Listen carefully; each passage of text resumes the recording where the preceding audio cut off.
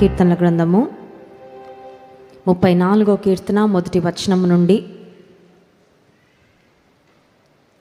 7వ వచనం వరకు మార్చి చదువుకుందాం. Psalm 34 verses 1 through 7. 34వ కీర్తన మొదటి వచనం నుండి 7వ వచనం వరకు మార్చి నేను ఎల్లప్పుడూ యెహోవాను సన్నుతించెదను, నిత్యము ఆయన కీర్తి నా నోట ఉండును.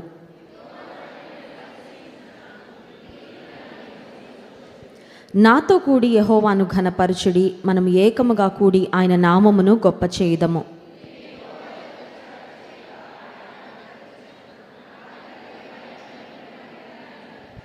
వారు ఆయన తట్టు చూడగా వారికి వెలుగు కలిగెను, వారి ముఖములు ఎన్నడునూ లజ్జింపకపోవును.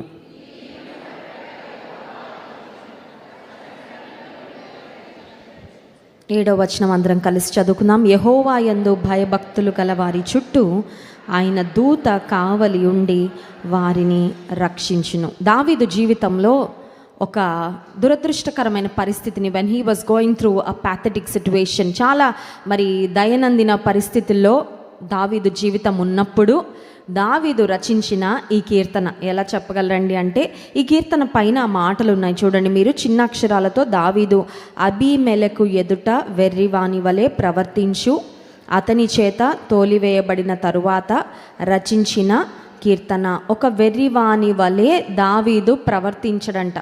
He acted like a fool. మానసిక వ్యాధిగ్రస్తుని వలె, పిచ్చివాని వలె కొన్ని పిచ్చి చేష్టలు దావీదు తన జీవితంలో చేశాడు. ఎందుకు చేశాడు అంటే, మొదటి సమూయేలు గ్రంథము 21వ అధ్యాయంకి ఒకసారి వెళ్తే ఆ నేపథ్యం మనకు క్లియర్గా అర్థమవుతుంది. మొదటి సమూయేలు గ్రంథము 21వ అధ్యాయంలో దావీదు రాజు సౌలు అతని తరుముతూ ఉండగా పారిపోయి రాజైన ఆకీష్ వద్దకు వెళ్ళాడు. అప్పుడు జరిగిన సంఘటన 10వ వచనం నుండి. అంతటా దావీదు సౌలునకు భయపడినందున ఆ దినముననే లేచి పారిపోయి గాతు రాజైన ఆకీషు నొద్దకు వచ్చెను. ఆకీషు సేవకులు ఈ దావీదు ఆ దేశపు రాజు కాడ, వారు నాట్యమాడుచు గాన ప్రతిగానములు చేయుచు సౌలు 1000 కొలది హతము చేసిననియు దావీదు 10,000 కొలది హతము చేసిననియు పాడిన పాటలు ఇతనిని గూర్చినవే కదా అని అతనిని బట్టి రాజుతో మాటలాడగా, దావీదు ఈ మాటలు తన మనసులో ఉంచుకొని గాతు రాజైన ఆకీషునకు భయపడెను.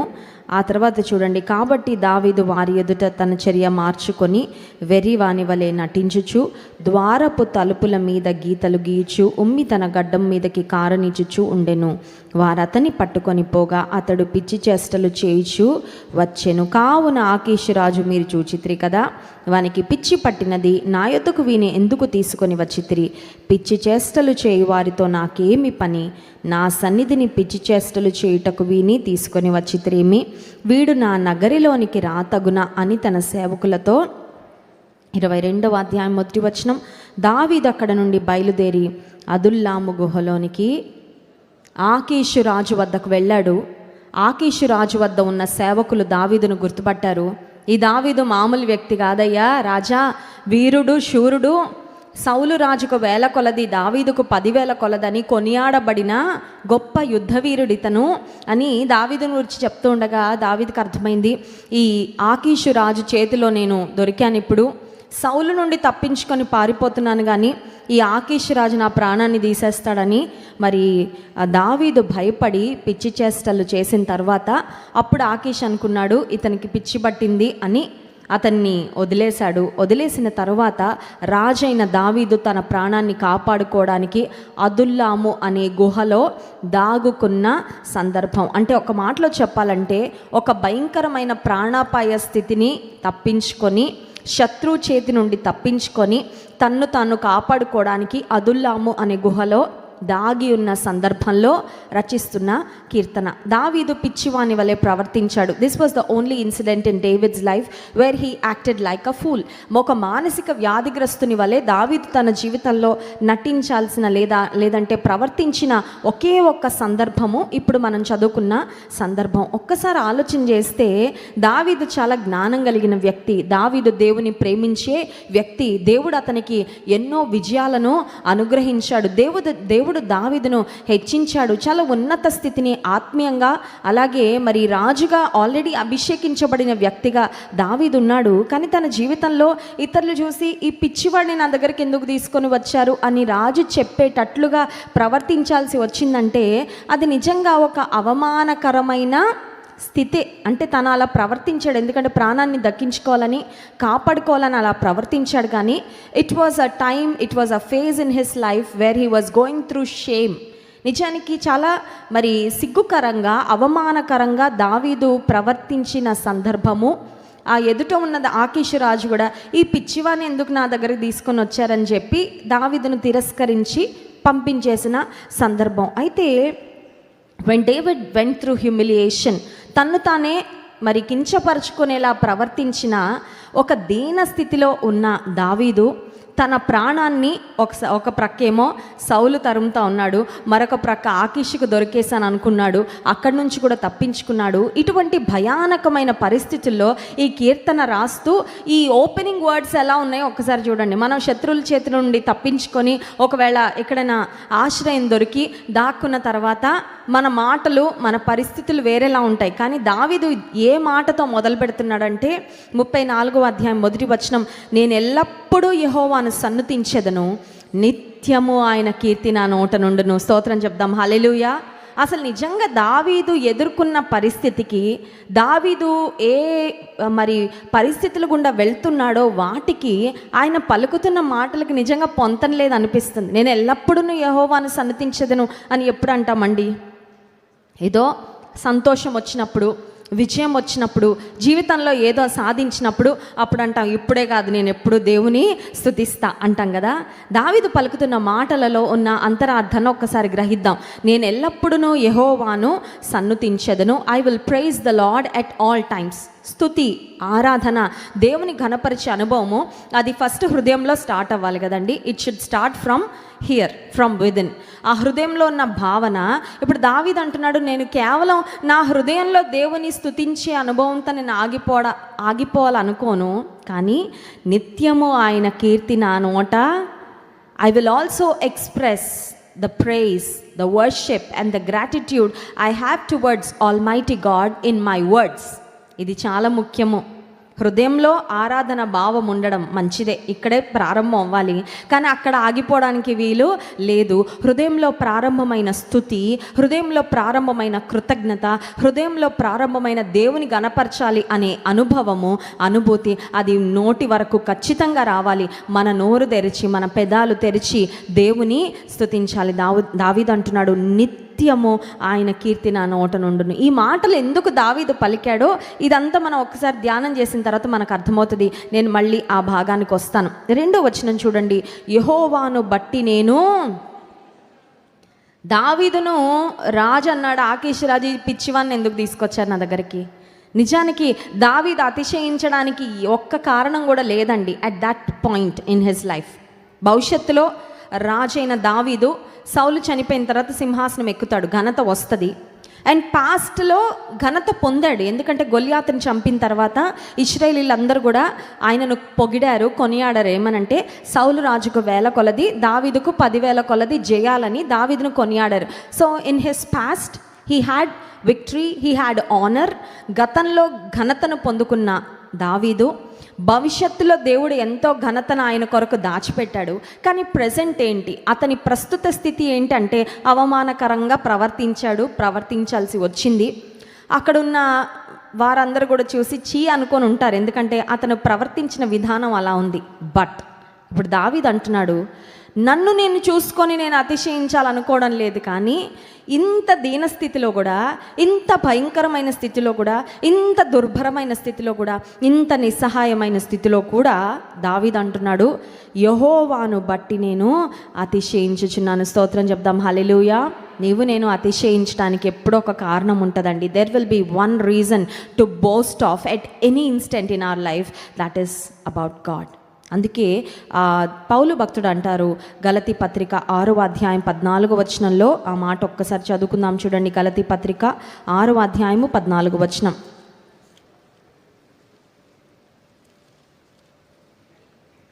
అయితే మన ప్రభు అయిన యేసుక్రీస్తు సిలువ యందు తప్ప మరి దేని యందును అతిశయించుట నాకు దూరమవును గాక. దానివలన నాకు లోకమునకు నేనును సిలువ వేయబడి, నేను ఒకవేళ అతిశయిస్తే, if I boast I will boast in the cross. యేసుక్రీస్తు ప్రభు వారిని బట్టి, ఆయన సిలువను బట్టే నేను అతిశయిస్తాను. ఎందుకంటే ఆయన సిలువ ద్వారానే నాకు రక్షణ వచ్చింది. దేవుడు నా పట్ల సిలువపై చూపించిన ప్రేమ, ఆయన నా కొరకు చేసిన త్యాగము, ఆయన నాకు ఇచ్చిన విలువైన రక్షణ, వాటిని బట్టే నేను అతిశయిస్తా. కొన్నిసార్లు ఏదన్నా మరి సాధించినప్పుడు అతిశయం వెంటనే మన హృదయంలోకి వచ్చేస్తూ ఉంటుంది కదండి.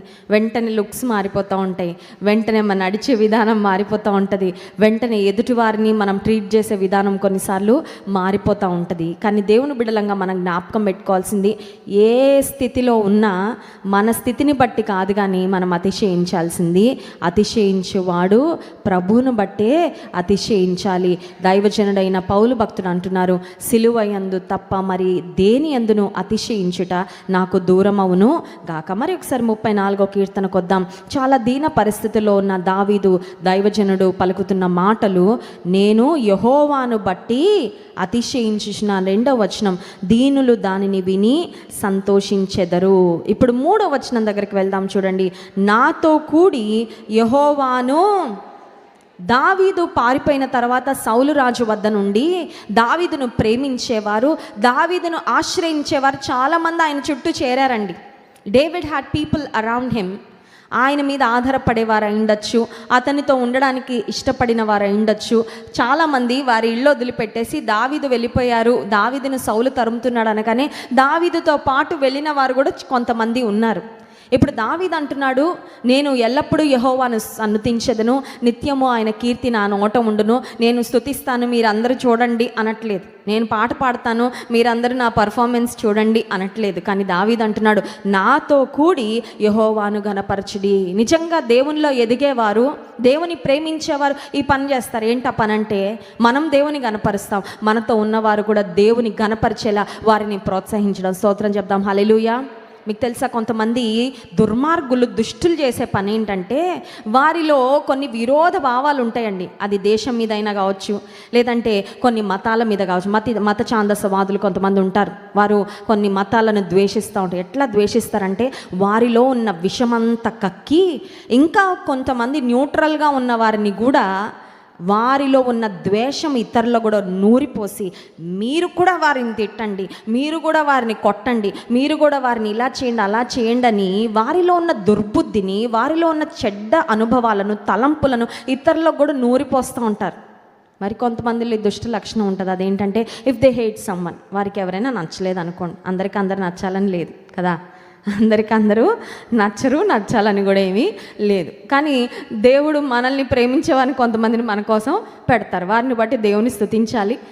శత్రువుల్ని చూసి కృంగిపోకర్లేదు. దేవుడు మనల్ని ప్రేమించేవారిని, మనల్ని అర్థం చేసుకునే వారిని, మనల్ని మరి అప్రిషియేట్ చేసేవారిని మన జీవితంలో ఎవరిని పెట్టారో వారిని బట్టి దేవుని స్తుతిస్తూ ముందుకి వెళ్ళిపోతుంటారు. కొంతమందిలో ఉండే దుర్బుద్ధి ఏంటంటే, వారికి ఎవరైనా నచ్చలేదు అనుకోండి, వారు ఎవరికీ నచ్చకుండా చేయాలని ఒక కంకణం కట్టేసుకుంటారు.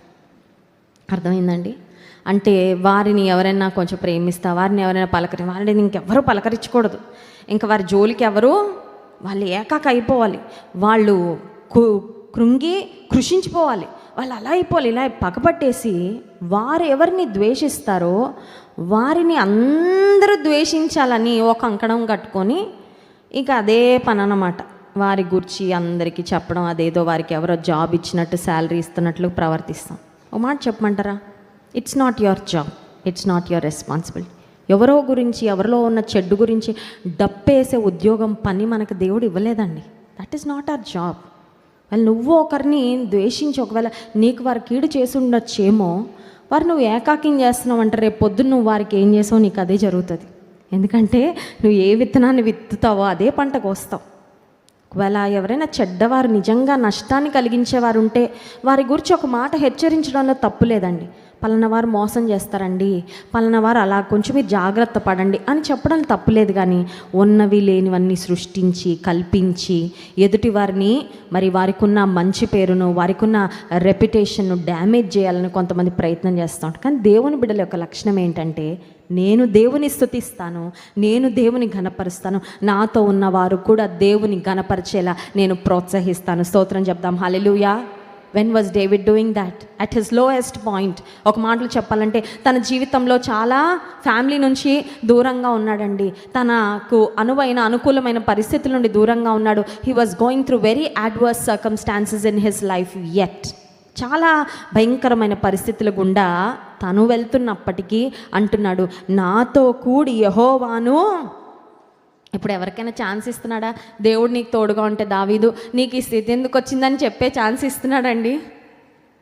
ఎదుటి వారిలో కూడా అవిశ్వాసాన్ని రానివ్వకుండా, అవిశ్వాసం చేరనివ్వకుండా, ఇదిగో నేను ధైర్యంగా ఉన్నా దేవుని బట్టి, ఇదిగో నేను అతిశయిస్తున్నాను ఆ దేవుని యందు, ఇదిగో నేను స్తుతిస్తున్నాను ఆ దేవుని, మీరు కూడా నాతో కూడి స్తుతించండి. అంటే అర్థం ఏంటంటే, David's life it self is a message. ప్రసంగం చెప్పలేదు కానీ జీవితమే ఒక ప్రసంగం కన్నా ఎక్కువైపోయింది. స్తోత్రం చెప్దాం. హల్లెలూయా. You know that through your life you can impact. నువ్వు పెద్ద పెద్ద ప్రసంగాలు ఏమి చేయక్కర్లా, నువ్వు యేసుకి ఇష్టంగా బ్రతుకు. నిన్ను చూసే చాలామంది చాలా విషయాలు నేర్చుకుంటారు, ఇన్స్పైర్ అవుతారు. దావీదు జీవితంలో అదే చేశాడు. తనతో ఉన్నవారు, అయ్యా దావీదు, నువ్వు దేవుని ఇంత స్తుతించావు కదయ్యా, ఇన్ని కీర్తనలు పాడావు కదయ్యా, సౌలుకి ఇంత మేలు చేసావు కదయ్యా, నీకెందుకు ఈ స్థితి వచ్చింది, నీకెందుకు ఈ గతి వచ్చింది అని ఎదుటివారు అతనిని ప్రశ్నించే విధంగా, ఎదుటివారు విశ్వాసంలో బలహీనమయ్యే విధంగా ఒక్క ఛాన్స్ కూడా ఇవ్వట్లేదు. కానీ దావీదు అంటున్నాడు, నాతో కూడి యెహోవాను ఘనపరచుడి. ఇప్పుడు ఒక 3 ప్రాముఖ్యమైన అంశాలు చెప్పిన షార్ట్ మెసేజ్ ముగించాలని ఆశిస్తున్నాను. మొట్టమొదటి అంశము, దేవుడు తనను ఆశ్రయించే వారి విషయంలో చేసే కార్యాలు ఎంత గొప్పవో ఒక 3 ప్రాముఖ్యమైన మాటలు ఈ 34వ కీర్తనలో నుండి మనం ధ్యానించుకుందాం. 4వ వచనం చూడండి. నేను యెహోవా యొద్ద విచారణ చేయగా ఆయన నాకు ఉత్తరం ఇచ్చెను, నాకు కలిగిన భయములన్నిటిలో నుండి ఆయన నన్ను, ఈ మాట చెప్పండి నాతో, భయములన్నిటిలో నుండి, ఆల్ మై ఫియర్స్.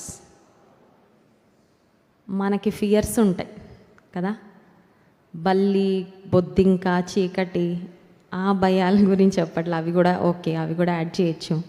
బట్ మనకి కలిగే భయాలు ఎన్నో. ఆ భయాలు మనం చాలా బయట కూడా పెట్టాం, కానీ లోపలైతే ఉంటాయా ఉండవా? భయాలు చాలా మనం ఎక్స్ప్రెస్ కూడా చేయమండి. పెళ్ళైతే భర్తకి చెప్పం, భార్యకి చెప్పం, పిల్లలకి చెప్పం, లోపల పెట్టుకొని ఉంటుంది, ఎక్కడో ఉంటుంది ఆ భయం. కొన్ని భయాలేమో తెలిసిపోతూ ఉంటాయి, అందరికీ తెలిసిపోతాడు, మా వాళ్ళకి ఫలానా అంటే భయం అండి. భయాలు, నీకున్న భయాలన్నీ నిన్ను సృష్టించిన దేవునికి తెలుసు, అన్నీ తెలుసు, కొన్నే కాదు అన్నీ తెలుసు. God knows about all our fears.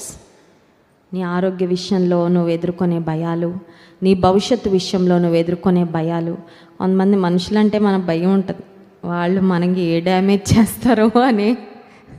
ఇలా కనబడుతున్నారు కానండి, ఏమో వాళ్ళలో ఎన్ని దుష్టమైన ఆలోచనలు.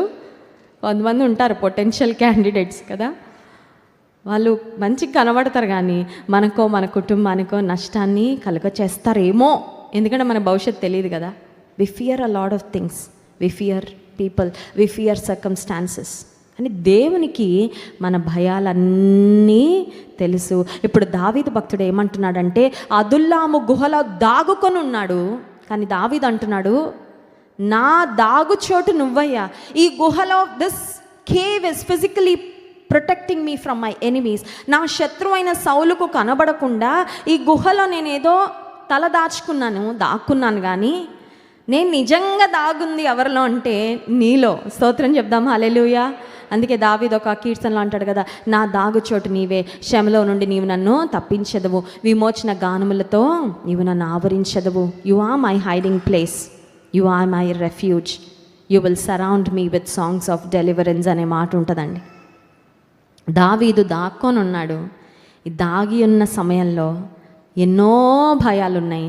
కానీ దావీదు ధైర్యంగా ఒక మాట చెప్తున్నాడు. ఏంటంటే, నేను యెహోవా యొద్ద విచారణ చేయగా ఆయన నాకు ఉత్తరం ఇచ్చెను. నాకు కలిగిన భయములన్నిటిలో నుండి ఆయన నన్ను రీసెర్చ్ చేసి మరి చెప్పిన ఒక ప్రాముఖ్యమైన మాట ఏంటంటే, మనం భయపడే చాలా అసలు మనకి జరగవంట. ఏంటండి గుడ్ న్యూస్. మనము భయపడే చాలా విషయాలు అసలు మనం ఫేసే చేయమంట. అవి మన దారిలో రావు, మనకి జరగవు. కానీ మనుషులుగా మన పరిస్థితి ఏంటంటే, ఏమో ఏమో ఏమో ఏం అవుతుందేమో కావచ్చు ఇలా భయపడిపోతూ. కానీ దేవుడిస్తున్న వాగ్దానము, దేవుడిస్తున్న అభయం ఏంటంటే, దావీదు భక్తుడు అంటా ఉన్నాడు, నాకు కలిగిన భయములన్నిటిలో నుండి ఆయన నన్ను తప్పించను. The Lord has delivered me from all my fears. ఒకసారి నమ్మిన వారి స్తోత్రం చెప్దాం. హల్లెలూయా. 2వ అంశం చూడండి, 2వ అంశము 6వ వచనం. ఈ దీనుడు మొర్రపెట్టగా యెహోవా ఆలకించెను, ఆయన శ్రమలన్నిటిలో నుండి అతని రక్షించెను. ఈ మాట చెప్పండి నా తర్వాత. శ్రమలన్నిటిలో నుండి. ఎంతమందికి ఇష్టం శ్రమలు? ఎత్తద్దండి, ఎత్తట్లేదు ఎవరు. శ్రమలు అంటేనే మనం అవాయిడ్ అయిపోవాలనుకుంటాం కదా, అమ్మో నాకు శ్రమలు. కానీ శ్రమలు రకరకాలుగా ఎదుర్కొంటూ ఉంటాం కదా. శ్రమల గుండా వెళ్తున్నప్పుడు మనకు అనిపిస్తుంది, ఇంత నలుగుడా. బయట నుండి చూస్తే ఒకలాగా, వింటే ఒకలాగా, కానీ అనుభవపూర్వకంగా చూస్తే హాస్పిటల్ ఏదైనా రోగంతో ఎవరైనా బెడ్ మీద ఉంటే ఏం పర్వాలేదండి, సింపుల్గా చెప్తాం. మనమే ఆ బెడ్ మీద ఎక్కితే ఎలా ఉంటుందండి, అప్పుడు తెలుస్తుంది కదా. ఆర్థిక సమస్యలు గుండా ఎవరైనా వెళ్తూ ఉంటే కొన్నిసార్లు తీరుతాయిలేండి కష్టాలు. కానీ నిజంగా అదే ఆర్థిక సమస్య మనకొస్తే, అదే రుణబాధ మనకొస్తే కొన్నిసార్లు అది చాలా ఇబ్బందికరమైన పరిస్థితి. దావీదు అంటున్నాడు, నాకు కలిగిన శ్రమలన్నిటిలో నుండి అతని రక్షించెను. God not just knows all our suffering, but he also delivers us from all our suffering. మన శ్రమలన్నీ దేవునికి తెలుసు. ఇందాక ఏం చూసామండి, మొదటి అంశము భయములన్నిటిలో నుండి తప్పిస్తాను అని వాగ్దానం చేశాడు. ఇప్పుడేమో శ్రమలన్నిటిలో నుండి రక్షిస్తాను అని వాగ్దానం. మనం వెళ్ళే శ్రమలన్నీ ప్రభువుకు తెలుసు. మనం వెళ్ళే శ్రమలన్నిటిలో నుండి there's no suffering that's too big for God to heal. దేవుడు ఈ శ్రమను నుండి నన్ను విడిపించలేడు అనే పెద్ద శ్రమ ఏది? ఇంకో మాట కూడా చెప్తా, దేవుడు తీర్చలేనంత చిన్న శ్రమ కూడా ఏం లేదండి. స్తోత్రం చెప్దాం. హల్లెలూయా. కొన్నిసార్లు కొన్ని క్రిములు మైక్రోస్కోప్ కింద పెడితేనే కనబడతాయి, కానీ అవి లేవు అనడానికి లేదు, ఉంటాయి. కరోనానే పెద్ద ప్రూఫ్ కదండి. కొన్ని మన కంటికి చాలా క్లీన్గా కనబడచ్చు, కానీ దాని మీద చాలా క్రిములు. కొన్నిసార్లు మనం వెళ్ళే శ్రమ అది చాలా చిన్నగా అనిపించవచ్చు, might look like a small suffering. ఒకవేళ అది భర్త దగ్గరకో, భార్య దగ్గరకో, తల్లి దగ్గరకో, తండ్రి దగ్గర తీసుకెళ్తే ప్రతిదీ చెప్పొద్దు, నాకు ఇంత కూడా తట్టుకోలేవా, నువ్వు ఇంత కూడా ఓర్చుకోలేవా, ఇంత కూడా మళ్ళీ నాకు చెప్పాలా, తీసుకొచ్చి నువ్వు అన్నీ భూతద్దంలో పెట్టి చూస్తావు అని బహుశా మనల్ని ప్రేమించిన వారు కూడా ఒకవేళ విసుక్కోవచ్చేమో. నీవు వెళ్ళే ఆ శ్రమని నువ్వు ఒకవేళ ఎక్స్ప్రెస్ చేయడానికి, నీ బాధ పంచుకోవడానికి ప్రయత్నం చేస్తే ఇంత చిన్నది కూడా చెప్తావా, నీకు ఇంత అవమానం. ఎవరైనా మనల్ని అవమానకరంగా మాట్లాడితే అవి జ్ఞాపకం వస్తూనే ఉంటాయి, అవి లోపల గుచ్చుతూనే ఉంటాయి. కానీ దేవుడు ఇస్తున్న వాగ్దానం ఏంటంటే, ఆయనను ఆశ్రయిస్తే, ఆయన వైపు చూస్తే, నిన్ను అవమానించే వారి వైపు చూడొద్దు, ఇంకా నిన్ను తూలనాడే వారి వైపు కాదు నువ్వు చూడాల్సింది, నిన్ను తిరస్కరించే వారి వైపు కాదు చూడాల్సింది. నిన్ను లేవనెత్తే దేవుడు, నిన్ను ఆశీర్వదించేవాడు, ఆయన వైపు చూస్తే మన ముఖాలను ఆయన సిగ్గుతో కప్పడంట, ఆయన మహిమతో కప్పుతాడు. అవమానానికి ప్రతిగా రెట్టింపు ఘనతను ఈ వాగ్దానాన్ని క్లెయిమ్ చేయండి. ఒకవేళ మీ జీవితంలో అవమానకరమైన పరిస్థితులు గుండా వెళ్తున్నట్లయితే, ఒకవేళ దేవుని నమ్ముకున్నారని బంధువులు తిరస్కరిస్తున్నారేమో, దేవుని నమ్ముకున్నారని ఒకవేళ మీ బంధువులందరూ చిన్న చూపు చూస్తూ ఉన్నారేమో, మీ జీవితంలో మీరు వెళ్తున్న పరిస్థితులను బట్టి అవమానాన్ని ఎదుర్కొంటూ ఉన్నట్లయితే God gives you double honour. మీ జీవితంలో దేవుడు రెట్టింపు ఘనతనిచ్చేవాడు. 3వ అంశం చూడండి, 19వ వచనం. నీతిమంతునికి కలుగు ఆపదలు. ఒకసారి అక్కడ ఆగుదాం. వీళ్ళకి ఎప్పుడు ఎందుకు వస్తాయండి కష్టాలు? ఎప్పుడైనా విన్నారా మాట? మీకే ఎప్పుడు ఎందుకు వస్తాయి? మనకు ఐడియా రాపోయినా పక్కన వాళ్ళు ఇస్తారు ఐడియాలు. మీకే వస్తున్నాయి ఏంటండి? ఎప్పుడైనా అన్నారండి ఎవరైనా? మాకు రావట్లేదండి, మీకు వస్తున్నాయి ఏంటి? మా ఇంట్లో అన్నీ బాగానే ఉంటాయండి. మీ ఇంట్లోనే 3 నెలలకు ఒక రోగం పలకరిస్తూ ఉంటుంది, ఏదో ఒక యాక్సిడెంట్ అవుతూ ఉంటుంది, ఏదో కష్టం వస్తూ ఉంటుంది, ఏదో ఒక ఏంటండి మీకెందుకు? ఆపద వచ్చింది అంటే అది భక్తిహీనతకి గుర్తు కాదు. ఆపద వచ్చింది అన్నంత మాత్రాన అది దేవుడు మనకి తోడుగా లేరని కాదు. ఆ క్లారిటీ ముందు మనకు ఉండాలి. ఎందుకంటే లేమనుకోండి, ఆ క్లారిటీ లేకపోతే we will be carried away by people's words. ఎదుటివారు అనే మాటల వల్ల మనం వీక్ అయిపోతాం.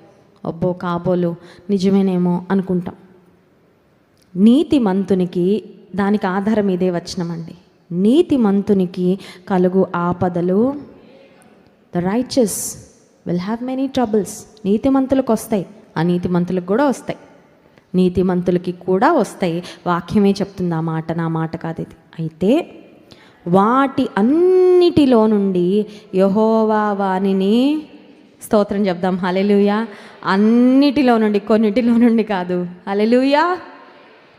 ఆపదలన్నిటిలో లైన్గా వచ్చాయి కదా, నంబరింగ్ వేసుకొని 1 2 3 4 అన్నీ క్యాన్సిల్ అయిపోతాయి. అన్నీ ఎలా వచ్చాయి అలా వెళ్ళిపోతాయి. అన్నీ ఎలా మన జీవితాన్ని బలహీనపరచడానికి వచ్చాయో అవన్నీ పోయి తిరిగి మనము మునుపటి కన్నా ఆశీర్వాదకరంగా ఉండే స్థితి మనకు వస్తుంది. ఎప్పుడంటే దేవుడు ఆపదలన్నిటిలో నుండి మనల్ని విడిపించినప్పుడు. 3 మాటలు చెప్పండి. మొదటి మాట ఏంటి? భయములన్నిటిలో నుండి, ఫ్రమ్ ఆల్ ఆర్ ఫియర్స్. రెండవది శ్రమలన్నిటిలో నుండి, ఫ్రమ్ ఆల్ ఆర్ సఫరింగ్స్. మూడవది ఆపదలన్నిటిలో నుండి, ఫ్రమ్ ఆల్ ఆర్ అఫ్లిక్షన్స్. దేవుడు విడిపిస్తాను, జయమిస్తాను, తప్పిస్తాను అని వాగ్దానం చేస్తున్నాడు. ఎంత గొప్ప దేవుడు మన దేవుడు. కాబట్టి ఇప్పుడు దావీదు ఏమంటున్నాడంటే, నేను ఎల్లప్పుడూ, చూసారా అండి, దేవుని నుండి మనం రిసీవ్ చేసుకునే దానికి మన స్పందన కూడా అలాగే ఉండాలి. భయములన్నిటిలో నుండి విడిపిస్తాను, తప్పిస్తాను, ఆపదలన్నిటిలో నుండి, శ్రమలన్నిటిలో నుండి తప్పిస్తానని వాగ్దానం చేసిన దేవుడు మన పక్షంగా ఉండగా మనం కూడా నేను ఎల్లప్పుడూ యెహోవాను సన్నుతించెదను, నిత్యము ఆయన కీర్తి నా నోట. నువ్వు వెళ్తున్న ప్రెజెంట్ సఫరింగ్ నిన్ను దేవుని స్తుతించకుండా ఆపనివ్వద్దు. నీవు వెళ్తున్న ప్రస్తుత శ్రమ, ప్రస్తుత వేదన, ప్రస్తుత రోగము, లేదంటే ప్రస్తుత పరిస్థితి దేవునిని నువ్వు స్తుతించకుండా ఆపనివ్వకు. Do not let any thought cloud your mind. నీ మనసులో కూడా మబ్బుల్లా కొన్ని ఆలోచనలు చేరిపోతూ ఉంటాయండి. ఏమో దేవుడు నాతో ఉన్నారో లేదో, దేవునికి నా మీద కోపం వచ్చిందేమో, ఒకవేళ దేవుడు నా ప్రార్థన వినడం లేదేమో, దేవుడు ఇంకా నన్ను డెలివర్ చెయ్యరేమో, ఇంకా నా జీవితంలో మంచి రోజులు రావేమో. నో, నీతిమంతునికి కలుగు ఆపదలు అనేకములు, కానీ వాటన్నిటిలో నుండి యెహోవా వానిని విడిపించినని వాగ్దానం చేసిన దేవుడు. ఇంత గొప్ప దేవుడు మన పక్షంగా ఉండగా మనం ఆయనను స్తుతించి ఆరాధించాలి. కళ్ళు మూసుకోండి, ప్రార్థన చేసుకుందాం.